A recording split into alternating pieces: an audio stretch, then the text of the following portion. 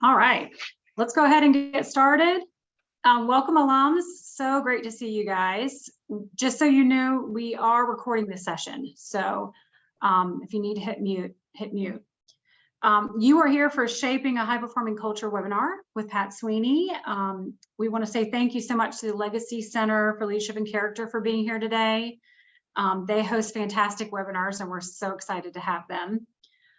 Pat is a professor of practice of management and executive director for what we call the ACLC. So I'm going to let Pat go ahead and kick off and introduce his colleagues who are on the call. Okay, Carrie, thank you. Well, anyway, good afternoon. It's great to have an opportunity to engage with you. Assistant today on the call is Lynn Myers, who's the Senior Operations Manager, and Jennifer Johnson, who is also part of the Allegacy Center for Leadership and Character, and they'll help facilitate the session.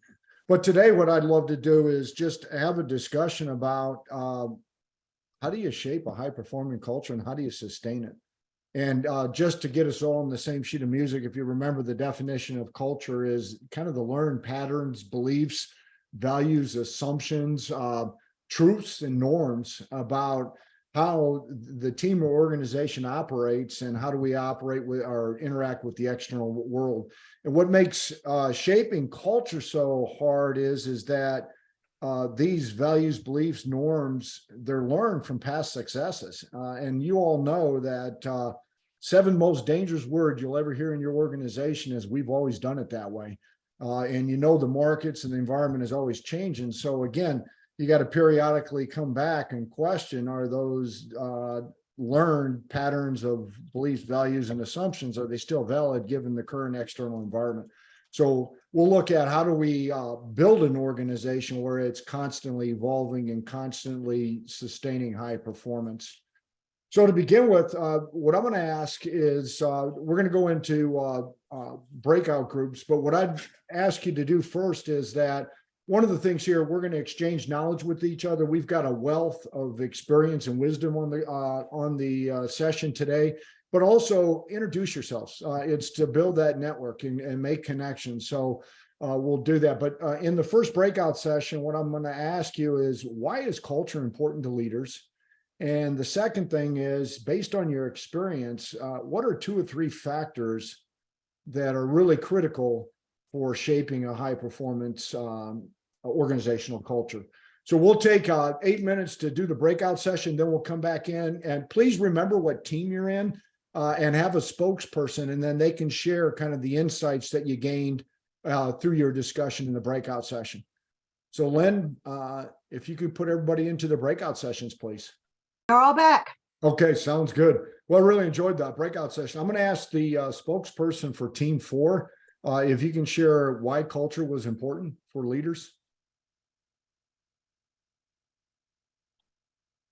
Were we Team 4? Do you know? Taylor, you were Team 4. Okay. I don't know if we chose a spokesperson, but I can jump in unless anyone really felt the urge.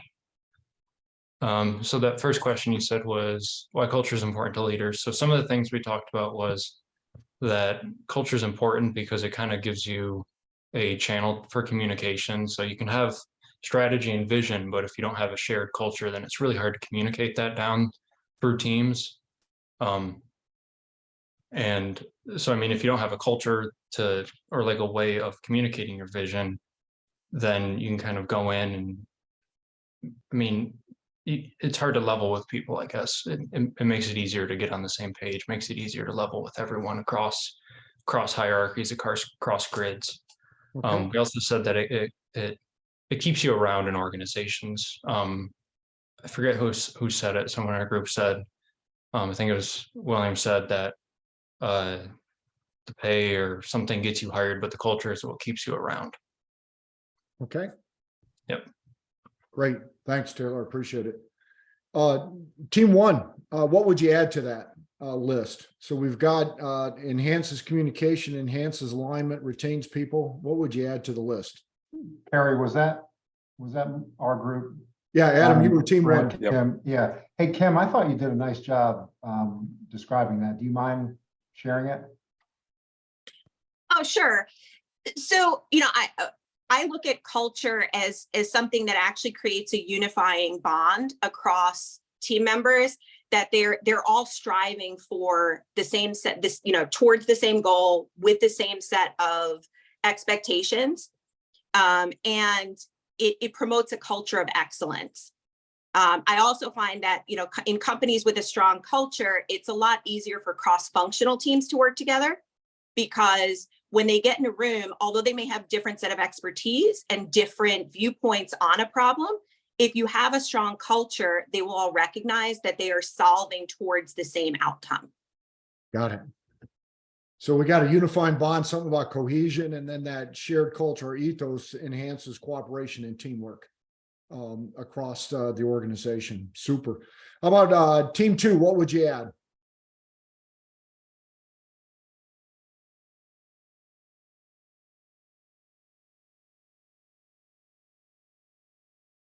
So we jumped out before we picked a leader, so I'll jump in with All right. Go ahead, Jennifer. what we talked about. That standards and expectations are very important in establishing the culture for leaders, and that open communication was key to leaders when they're trying to establish a high-performing culture and a level of culture that their team and organization can trust. Sounds great. Thanks, Jennifer. And team 3, anything to add to why culture is important?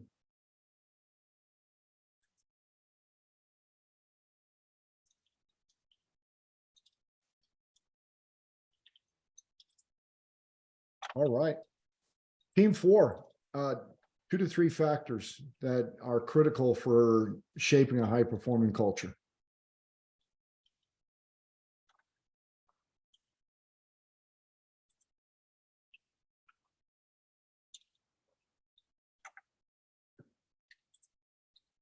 Did your team get to that? Yeah, we did. Okay. I wrote some things down here. Sorry, I got some background noise here.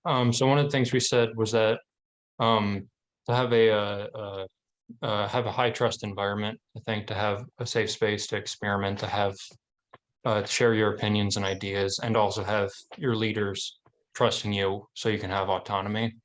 Okay. I think that we said that's very important. And also to have a common language, and jargon, so that you can, so that communication can flow more easily, so that you don't have to, so that ideas, I guess, flow more easily, so that things that are difficult to explain, they're just common knowledge, I guess. Things that there's words that are keywords. Okay, super. And that common language will then tie into the open communication, and then the trust and empowerment. Super. Yeah. Team 1, how about 2 or 3 factors that are critical? Yeah, we only touched on this, but we touched on the importance of tone from the top of the organization. But I think more importantly, we quickly rallied around this notion that culture isn't what you say it is. It's a derivative of the actions of people in the organization, and that the important distinction that it isn't necessarily the party line. Okay. And if I'm assuming that based on that conversation, Adam, that tone from the top is that we've got leaders walking the talk or living the core values, cascading down the organization. So what's up on the wall is actually in practice on a day-to-day basis at all levels. Am I correct on? You are, yeah. It's connecting, what is said from what's actually happening. So tone from the top to the behaviors and actions that are actually producing a culture that you hope is not different than what is stated. Okay, great. And all this that you're sharing, we're going to capture. You're going to get that in the notes, and we'll come back out. Any other comments from other teams regarding either 2 or 3 critical factors for a high-performing culture, or why it's important? The other thing from an individual level, why it's important is, remember, culture impacts how people interpret things. So it'll impact their perceptions, how they make meaning out of their experiences. And the most important thing, I call it the invisible influencer. It is a powerful influence mechanism because it influences everybody's behavior. If I've internalized the norms and the expectations, that's going to influence my behavior, both internal to the organization and with external stakeholders. So as leaders, we definitely want to pay attention to culture and make sure we have that culture that shaped the espoused culture is the actual culture and practice. What I want to share with you now is I'm going to share with you why culture is so hard to change. And then I'm going to share with you the secret of culture change. So I'm going to go ahead and share my screen here. And you probably all seen the pyramid. And if you had Sean Hanna, I know you've seen it here. But remember, as Adam and Team One has said, is that you cannot assess culture directly. And what you do is you start with the artifacts, anything you see, feel, hear. I'll always walk in an organization and I'll just sit and just get a feeling for what it's like. I'll look at what's up on the walls and everything else. And what I'm going to look at is, and then behavior is a big one. So let's say example here is pursuing excellence. I see it. The next thing I'm going to do is I'm going to walk backwards and I'm going to say, well, that seems to be very important to the organization. So sure enough, I'm going to go look at the stated philosophy, the core values in different aspects. And I will look and see that, hey, it's in the core values. Now, the most important part of culture is what is the assumed truth behind each one of those core values. And that's where you've got to get down to it and communicate it to the people, especially onboarding. We've all been in organizations where people will hand us the core values and say, memorize them or put them on your desk. But you're not communicating culture until the leaders sit down with the people and they now walk each one of those core values or guiding principles back to what is the accepted truth about that in the organization. And those accepted truths are going to influence people's attitudes towards that, and it'll influence behavior. So again, here's where culture lies. And when we go to change culture or shape culture, we are now working on that deep part of what do people believe? What are their attitudes or mindsets towards certain guiding principles and values? So that's why when we go to change culture, that's why it's tough. Questions on this chart. And again, it's just nice to review and just realize we always work back from the artifacts down to try to get to the accepted truths. And if you want to communicate culture, leaders are engaging about those accepted truths on each one of their core values or whatever's the accepted practice or norms. Now, tying this Hey, to Pat. Yeah, go ahead, sir. So, sorry to interrupt. Not necessarily a question on this, but the other thing that's sort of spinning in my head are subcultures. And I spent most of my career in a large organization, and so there is a culture for the large organization, but then there are subcultures that exist that you hope are extensions of the broader culture, but sometimes aren't.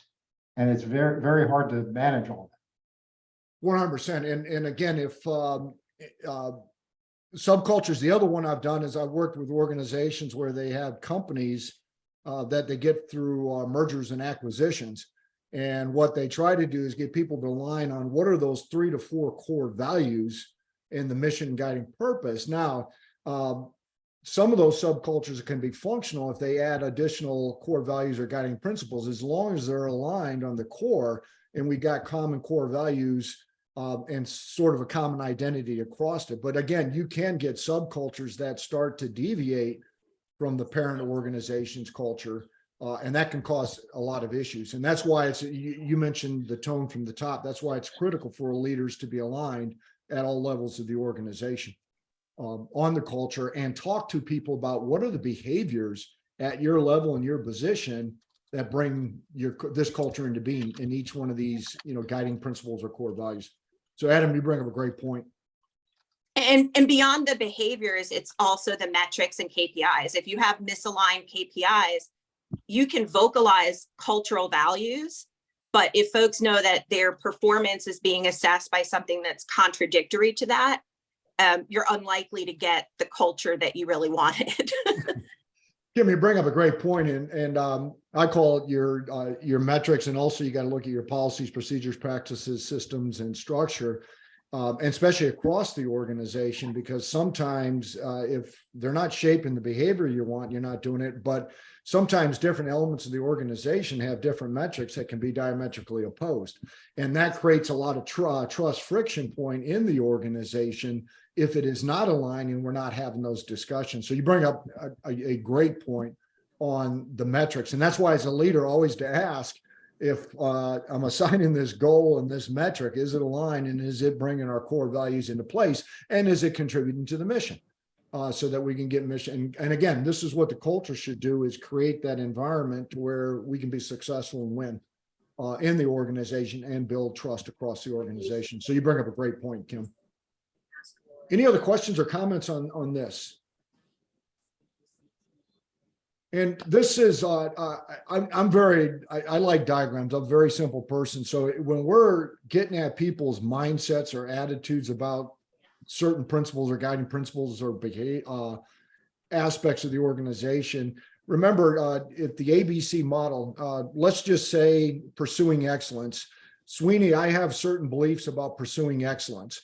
If the majority of those beliefs are positive, chances are I'm going to have a positive assessment about pursuing excellence. So if it's a majority of them are positive, I'm going to say pursuing excellence is great. And then that solid dotted line, you're going to see that I'm engaging in behavior that demonstrates pursuing excellence. Now, if I have a mixture of positive and negative, and they're roughly about equal, and I have a neutral attitude, then you'll see a dotted line. Occasionally, I'm going to be engaging in behavior to pursue excellence. And if I have a negative attitude, chances are I'm not going to be engaging in that behavior very often. So if we're going to go to shape culture, the first thing we got to do as leaders is we got to change people's behavior.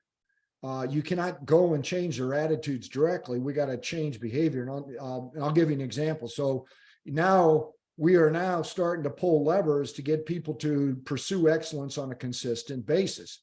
And you all know what those are: the reward system, performance management system, compensation. And now the most important thing on culture change or any type of change is we as leaders have got to be communicating to people how this new behavior, pursuing excellence, is helping them win at the individual level and helping the team win or the organization win. And every time we do that as leaders, we're starting to add positive cognitions into people's beliefs about that behavior. And the more positive beliefs we have, the stronger the attitude is regarding that behavior. And the key on this is you cannot direct change, especially culture change. You have got to persuade people to change themselves. And the way we do it is we start to fill their attitudes up with positive cognitions and beliefs about that behavior. Again, we're changing behavior first. Now we're linking winning both at the individual level and at the team and the organizational level. And every time we do that, every time we engage with our people and make that link, you're starting to add positive cognitions. And eventually, when the majority are positive cognitions, their affect or their evaluation about that particular is changing. And once it switches to positive, they're going to engage in that behavior on a consistent basis because they think it's the right thing to do. We've always sort of half jokingly referred to the time it takes for all of this to occur as the Kubler-Ross curve, the stages of grief. Sure. And I think there's actually a fair amount of truth to, what people emotionally go through, some at a faster pace, some at a slower pace, but that was the acknowledgement that there's this sort of temporal element to all of this, and then it takes some time to work through and bargain and accept and get to where you need to be. That was a big part of any of the change, especially big cultural change like mergers. 100%, Adam. And again, you're kind of tapping into that kind of that resistance, and it's a natural human aspect to it. But again, as far as the time it takes, and that's why it's so important for leaders to constantly communicate. If you're going to do culture shaping, you're in transformational change. Everybody in the organization is involved, and you've got to communicate. And every time you are linking individual success and team or organizational success to the new behavior, you're now working on attitude shift. I'm adding more positive cognitions, more beliefs, and eventually it's going to flip everybody's attitude about that behavior. And then it's going to become, this is just the way we do business on that. So any questions on this? And it's just really important. Two takeaways on this is we're changing people's attitudes about a behavior. So you've got to get the behavior change first, and then you're persuading them to change themselves and to have them change their attitude about that particular behavior. And the way you do it is you highlight the wins and the successes of that new behavior. And with them, what's in it for them, and then what's in it for the team and the organization. Questions on that? I think just one comment to add Sure. is that, so I've worked in retail supply chain for, over 15 years. And as many folks on the call know, the last couple of years were basically a global supply chain in crisis. So there became a need to help folks maybe refresh their understanding of excellence and how they think about culture and how they think about behaviors, because the behaviors they demonstrated when their stress level was, a 3 to a 4 on the everyday basis to, 12 plus months of extraordinary crisis. A lot of folks really needed to kind of, and leaders needed to rethink, how do I get my folks to think about culture if this is the new norm for, 6, 12, 18 months of just nonstop challenge and crisis? And Kim, you bring up a great point, is how to think about it. And one of the powerful mechanisms to really reinforce your culture in a crisis are the leaders leading in accordance with the core values. Crises are where you're going to reveal what is the true values in practice. And if the leaders are engaging in different aspects, then those are the actual values, and they will know that they are true. And again, I know a lot of people during the pandemic, I mean, you were just grappling with the stress of staying alive and keeping your family and everything happy, and then doing work and everything else. And there may have been some adjustments. Now we're kind of coming out of the post-pandemic. How do we get back to re-strengthen that culture, reshape those behaviors, given that we don't have to devote so much psychological energy to keeping our people safe at work, keeping our family safe in different aspects, 100%. And I think that's why it's important to kind of go back to the basics, go back to the touchstones, and have those conversations and let people know on that. So great point, Kim. Thank you. Anybody else? What I'm going to do now is I'm going to ask you is we have got a list of factors, standard, clear standards and expectations, open communication, common language, empowerment, build trust. The leaders are aligned and setting the tone from the top.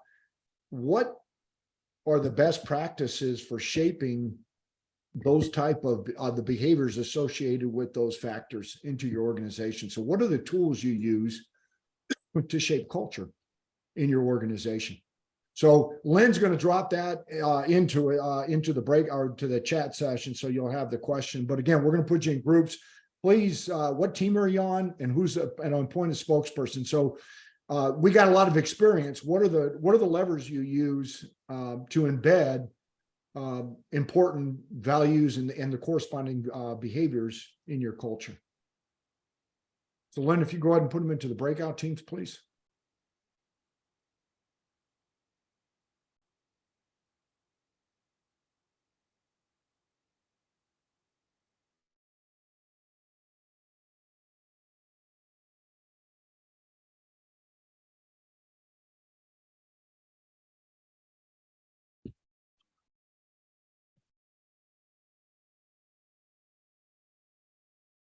We're back.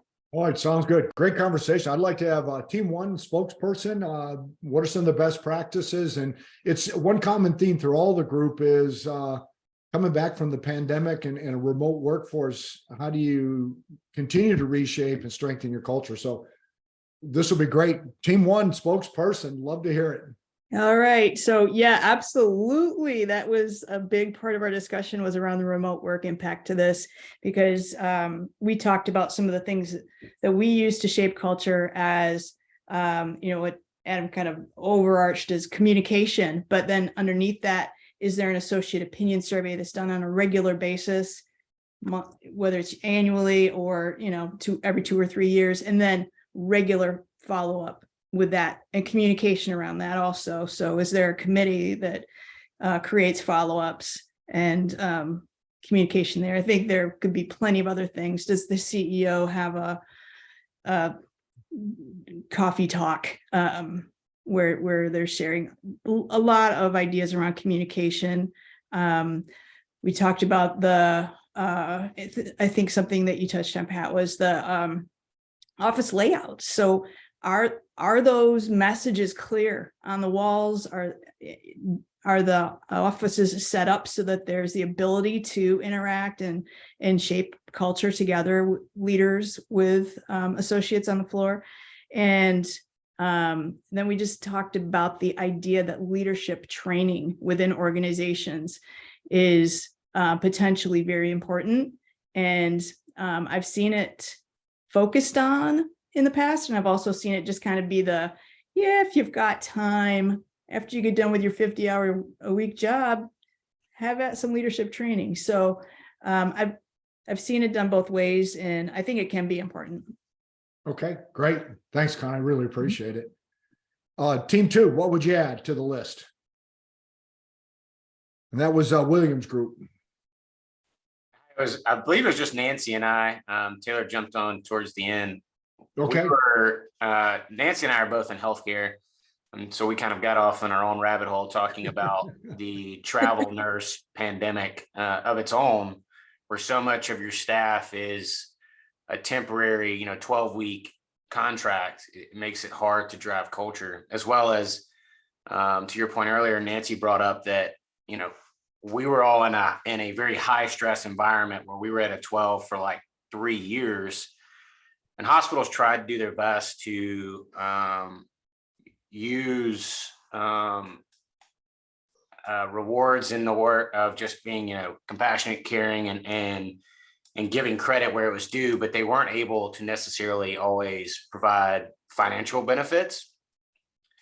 And I had the idea that, financial benefits should always be table stakes. Those have to be taken care of first. And then past that is where you can truly adjust and improve behaviors. No, interesting.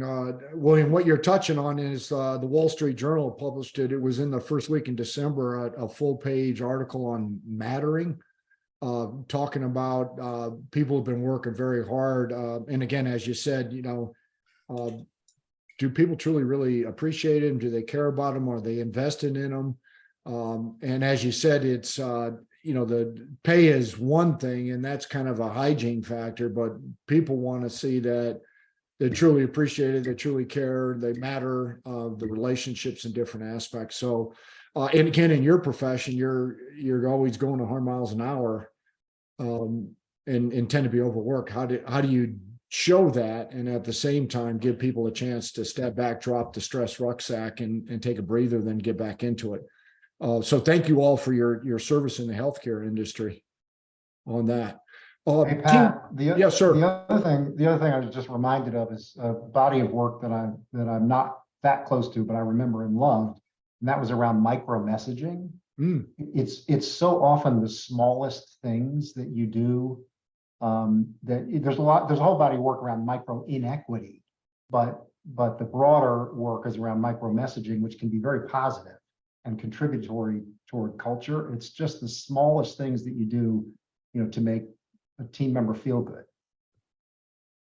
No, great point. And again, are they picking up that sense of appreciation? I'll have to do a little more research on the micro messaging. I appreciate that, Adam. Team 3, what would you add? Go ahead, sir. Adam, are you referring to the book by Stephen Young? I think it was Stephen Young. I heard him speak twice, but it was many years ago, and it left a real impact on me. And so I think it might be the same body of work. Thanks. I'll go ahead and order it. Appreciate it. Team three. And for William as well, there could be some synergy with, if you think about it in supply chain, distribution center environments tend to have a lot of seasonal workforce. So they have to find ways to message culture with extraordinary high levels of turnover. So I know it's certainly very different than nursing, but some of the techniques that work in that type of distribution center environment, or sometimes even manufacturing environments, could have applicability. They lean heavily on a lot of visual cues because there just simply isn't time to, always spend hours, trying to, hold meetings and give people a view of a more formal cultural message. Okay, thanks, Kim. Team three, what would you add? I think we're team three. Yeah, Kim, go ahead. So we talked about both formal and informal structures that can help carry the cultural message. From a formal structure, two things that we identified were tying, for example, annual goals to a specific cultural value, and asking that leaders do that so that they don't just propose a goal that's, let's say, a financial goal. They have to articulate in words how it would tie to a key cultural value of the company. Also the notion that a lot of companies have tried to create sort of awards, and some of those awards are just recognition, and some of them come with a financial, a small financial stipend. But seeing folks being rewarded publicly for demonstrating those values can help reinforce that. Okay. From an informal standpoint, and this probably goes to what Adam was speaking about with sort of micro messaging, little things like, when you're having a team stand up, both recognizing folks specifically for demonstrating a value. So, giving gratitude and saying, I want to thank so-and-so for their work last week, which, was demonstrative of this value. And then we also talked about how just the notion of recognizing, wins from the week that may even be personal, right, outside of work, helps build that culture of recognizing that the individual is more than just an employee, that they're, an important human component, of the enterprise. Great, Kim. Thank you. Anybody else adding to it?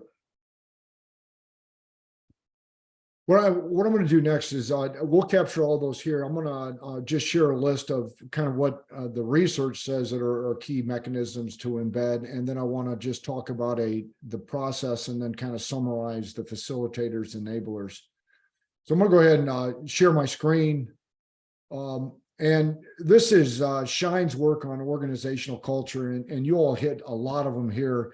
If you're these are the tools or mechanisms. If you notice, the primary tools deal with leader actions. And again, what leaders pay attention to and react to and measure are going to be important. So again, it'll reinforce those behaviors. But again, you got to engage and say, why is it important to the culture? Allocate resources. If it's important and you say you value people, then there should be a budget line for the development of people. And when it, so again, we'll try to it. The other one are the models. We said that the leaders have got to set the tone from the top. Are they modeling the core values of the organization? Are they part of the training sessions and talking about people? And are they coaching people on it? And then Kim did a great job talking about allocating rewards and status to it. I want to draw your attention. If it's important, it'll be on the performance management. It will be part of the promotion criteria. When you do performance management, we look at, did you get the results? And then we look at the process, and was the process aligned with the values of the organization? And then you should be recruiting and selecting people that hold the values and mindset that match your culture. So you're bringing them into it. And then an important one, don't forget, if somebody is not getting on board with your culture and they're not responding to being held accountable, and then invite them off the team. And that'll tell people it is real now. I was working for an organization. I've done it for the last 12 years. They were having ethical issues, and they brought a CEO, and one of the core values he implemented was integrity. and he had one of his top performers engage in an unethical act, he fired him on the spot. And that sent a message really clearly that this is serious and this is it. And we already talked about reacting to a crisis. And you all mentioned several secondary mechanisms that reinforce this. And we talked about the structure and design. Is it facilitating teamwork, cooperation? The other one is your policies, procedures, practices, process, structure, and systems. And this is one that a lot of people don't like reviewing these. And if you don't, you can get a culture drift. You got to walk each one back, get all the stakeholders together and ask yourself, is the way we're running this system or the process, does it align with the core values? Does it reinforce our culture? And make sure it doesn't cause any type of trust friction point within the organization. And if you do this for each one of them and periodically review them, this will be a very, very powerful mechanism to shape. And we already talked several of them, the important ones: performance management system, your incentive system, your promotion system, your hiring system. And a very important one is your onboarding system. This is one that it shouldn't be delegated. Leaders should be very intimately part of it. And during that onboarding, it's the leaders that are talking to the people about the culture in the importance and getting at those assumed truths behind each one of the core values. And then the other thing is make sure you have a peer sponsor, or however you want to call it, that is somebody who embodies your culture, that is helping the new people come on board, and in that way they can answer questions. And that is a powerful way to ensure your culture is being communicated. And then Kim mentioned the formal statements and creeds. Are we telling stories about our people that embody our culture? Especially if we're doing culture shaping, what's the new behavior? We're telling stories. And then the physical design, does it actually facilitate the development of culture? What I'm going to do now is if you don't, just briefly, I want to share the culture change process model. This comes out, I've adapted this from Cotter's new book on change. He published in 2021. But remember, the key on this, if you're going to change culture or shape culture, you got to identify the need and what are the new behaviors. And again, before you can do it, the senior leader is the one that's going to control the mechanism. So you got to get his or her buy-in. And then if you're going to do a change, you got to bounce it off of the mission, the purpose, and the strategy to make sure it aligns. And then when you go to communicate why are we doing this? How is this going to help us win? And how is the organization going to look different? And then again, once we start the change or the culture shaping, again, with the leaders model it, we seek input. Remember, culture change is a team sport.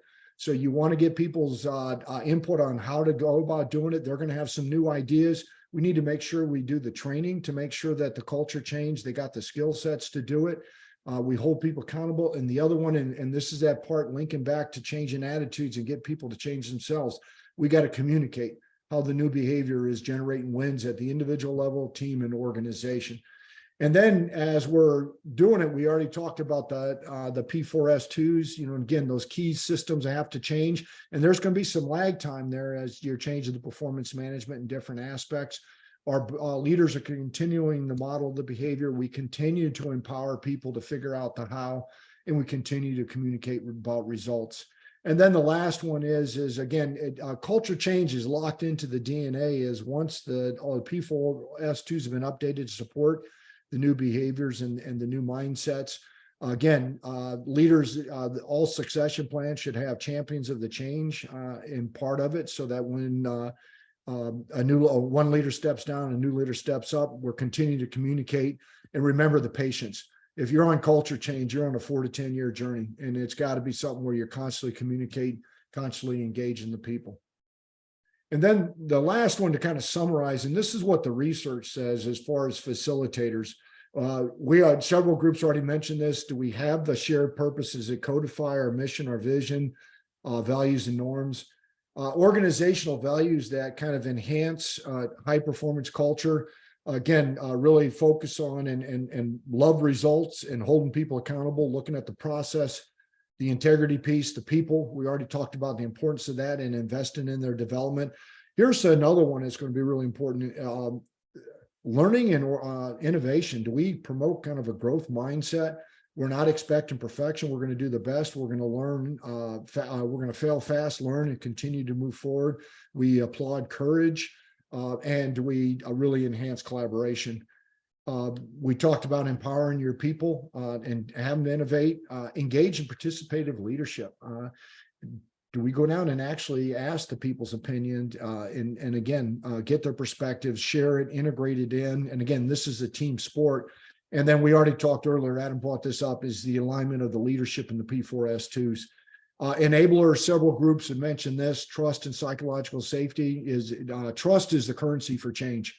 And then the psychological safety to try new things, experiment, and then that growth mindset. Are we facilitate, and do we have learning systems where we do a debrief or after action review after every initiative so that the focus is on learning, not placing blame, and we harvest those lessons learned, make sure changes are made, and then share the lessons learned. And that would be those facilitators. This is what the research says. If you go to Gallup, you can go to McKinsey, you can go to the Society for Human Resource Managers in different aspects, but these are the common factors that are important to have embedded or facilitate shaping a high-performing culture. Questions for me, or anybody else has questions or comments? I want to be respectful of your time. I'll share the slides with you, so you're going to get a copy of these, so you'll have them there. But again, it's nice to, and you all identified the factors. We'll type those up. The key is shaping them in, having the patience, and getting all the leaders aligned on it. And understanding why it's important and constantly communicating that. And people have to change themselves, and who you bring on the team is absolutely critical. And your questions you ask people should be aligned with your culture and making sure that they have the mindsets and the values that align with your culture. And then you'll ensure that the people are the culture fit. In a lot of organizations, they want the basic skills. They hire for culture fit, and they always can train competencies. But again, it's a culture fit. Questions, comments, thoughts, reactions? Kim, go ahead.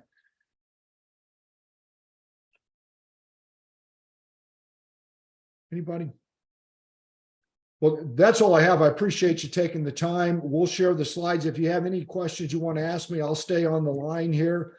And I hope you all have a wonderful week, and go Deeks.